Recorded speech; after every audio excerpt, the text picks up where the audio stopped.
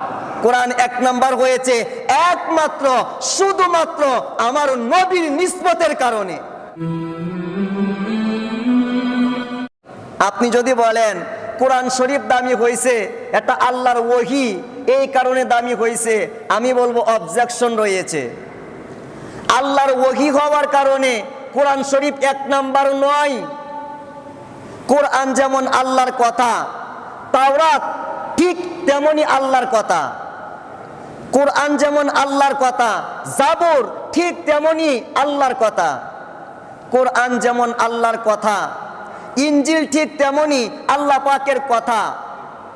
সুতরাং ওহী হওয়ার কারণে কোরআন এক নাম্বার হয় নাই। ওহী হওয়ার কারণে যদি এক নাম্বার হতো, তাওরাত হতো এক নাম্বার, জাবুর হয়তো 2 নাম্বার, ইনজিল হয়তো 3 নাম্বার, কোরআন হয়তো 4 নাম্বার।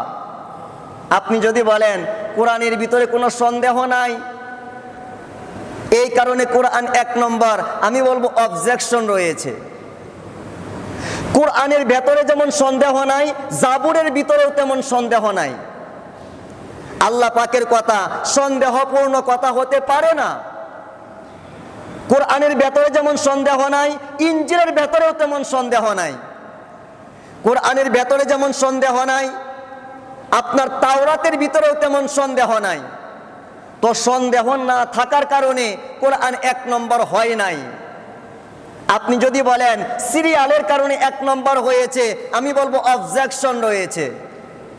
সিরিয়ালের কারণেও এক নম্বর হয় নাই। সিরিয়াল হিসাব করলে কোরআনের সিরিয়াল হয় 104, রোল নম্বর 104।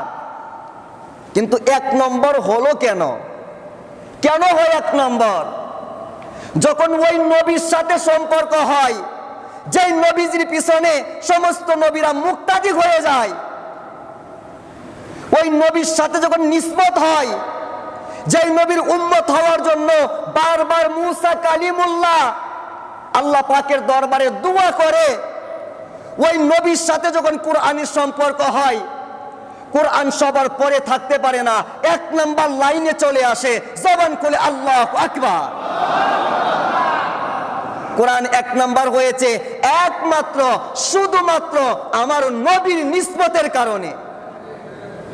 ওহী হওয়ার কারণে নয়, সন্দেহ না থাকার কারণে নয়, সিরিয়াল নম্বরের কারণে নয়, একমাত্র আমার নবীর কারণে।